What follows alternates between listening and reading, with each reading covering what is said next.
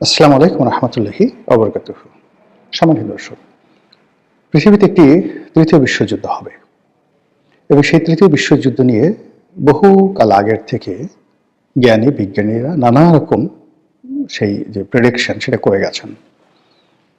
যেমন Albert Einstein বলে গেছেন যে তৃতীয় বিশ্বযুদ্ধ কিভাবে হবে আমি বলতে পারবো না, তবে চতুর্থ বিশ্বযুদ্ধ কিভাবে হবে সেটা আমি বলতে পারবো। চতুর্থ বিশ্বযুদ্ধ হবে হাতে হাতে, মানুষের হাতে কোনো হাতিয়ার থাকবে না। তারা একে অপরের সঙ্গে লড়াই সংগ্রাম করার জন্য নিজেদের যে হাত পা আছে সেগুলো ব্যবহার করে তারা যুদ্ধ করবে।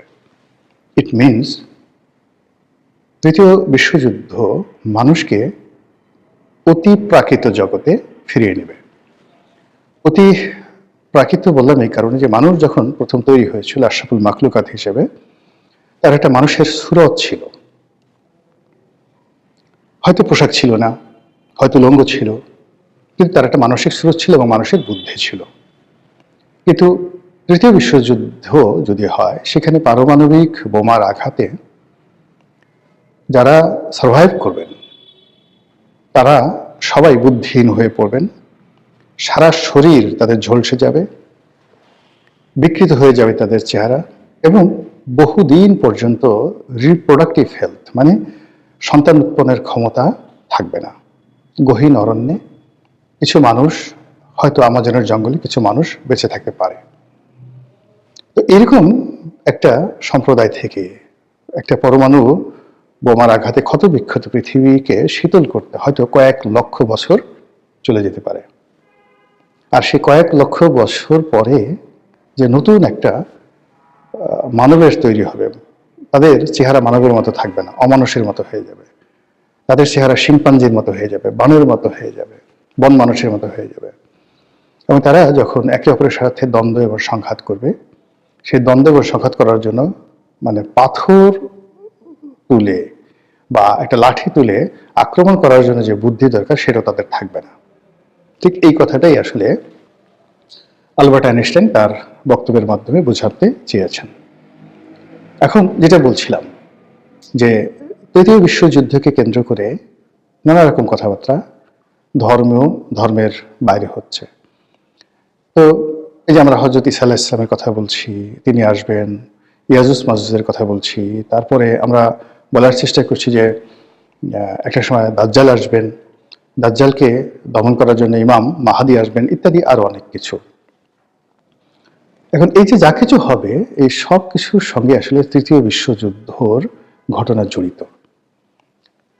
আপনাদের মনে আছে যে বছর দুয়েক আগে একজন ইহুদি পণ্ডিত, মানে ইসরায়েলের সবচেয়ে নামকরা প্রভাবশালী ইহুদি পণ্ডিত, তিনি বললেন যে দাজ্জাল এসে গেছে এবং তিনি দাজ্জালকে দেখেছেন। আপনারা জানেন যে দাজ্জালের যে নামটি, এটি মুসলমানদের কাছে ভিলেন। মুসলমানদের কাছে যেমন ইমাম মাহাদি হিরো, তদ্রূপ দাজ্জাল যে লোকটি আসবেন তিনি ইহুদিদের কাছে হিরো, আর মুসলমানদের কাছে সে হলো ভিলেন।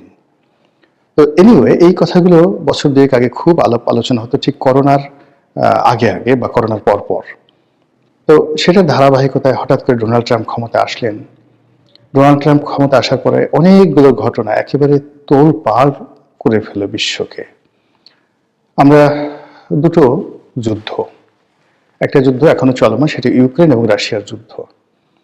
এটাকে নিয়ে আমরা দীর্ঘদিন যাবৎ ভয় পাচ্ছি যে এই ইউক্রেন যুদ্ধকে কেন্দ্র করে যে কোনো সময় বিশ্বযুদ্ধ বেঁধে যেতে পারে। এর কারণ হলো এক পক্ষে আমেরিকা এবং ইউরোপ, অপর পক্ষে রাশিয়া এবং তার বন্ধু রাষ্ট্র।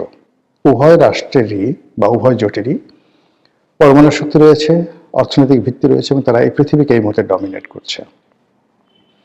কাজেই তাদের মধ্যে যে দ্বন্দ্ব এবং সংঘাত, এটি পৃথিবীর ধ্বংস ডেকে নিয়ে আসবে। কিন্তু এই যুদ্ধটা না থামছে না চলছে, ফলে এটা মাথার উপরে এই মুহূর্তে আমাদের বোঝা হয়ে আছে। দ্বিতীয় আরেকটা যুদ্ধ হলো ইসরায়েল এবং ইরানের যুদ্ধ, এবং ওই সময়টাতেও আমাদের একটা আতঙ্ক মানে মারাত্মক আকার ধারণ করলো যে এখনই বুঝি তৃতীয় বিশ্বযুদ্ধ শুরু হয়ে যায়। এর কারণ হলো যে পারস্য যে পরাশক্তি, হাজার হাজার বছর ধরে তারা পৃথিবীকে ডমিনেট করছে, বহু যুদ্ধে জয়লাভ করার এবং বহু যুদ্ধের বিপরীতে সার্ভাইভ করার যে অভিজ্ঞতা, সেটা কেবলমাত্র পারস্য জাতি রয়েছে। এত দীর্ঘ ধারাবাহিক লড়াই সংগ্রাম এবং সার্ভাইভ করার ক্ষমতা পারস্য জাতি ছাড়া অন্য কোনো জাতিগোষ্ঠীর নেই। কাজেই সেই পারস্যের সঙ্গে যখন ইসরায়েলের যুদ্ধ হলো, তখন আমরা ইতিহাস বিবেচনা করার চেষ্টা করলাম। এর কারণ হলো, ইসরায়েল নামক যে রাষ্ট্রটি, বনি ইসরায়েলদের যে রাষ্ট্রটি, এটি বহুবার গঠিত হয়েছে আর বহুবার তারা পরাজিত হয়েছে। এমনও হয়েছে যে এই জেরুজালেম থেকে হজরত দাউদ আলাইহিসসালাম, হজরত সুলাইমান আলাইহিসসালাম, তো তাদের মতো সম্রাট এখানে শাসন করেছেন। এর বাইরে আরো বহু রাজা, বাদশাহ, নবী, রাসূল এই বনি ইসরায়েল জাতিকে সমৃদ্ধ করেছে। তো এই ইতিহাস আপনি কবে থেকে ধরবেন? ইসরায়েল ইরান যুদ্ধ হোক, ভেনেজুয়েলা আমেরিকা যুদ্ধ হোক, আমেরিকা ইরান যুদ্ধ হোক, আমরা এই যুদ্ধের মধ্যে অটোমেটিক্যালি জড়িয়ে পড়ব। ফলে কি আর করা? দোয়া করা ছাড়া, আল্লাহর কাছে পানাহ চাওয়া ছাড়া আমি তার নতুন কিছু দেখছি না। আসসালামু আলাইকুম রহমতুল্লাহি ওয়া বারাকাতুহু।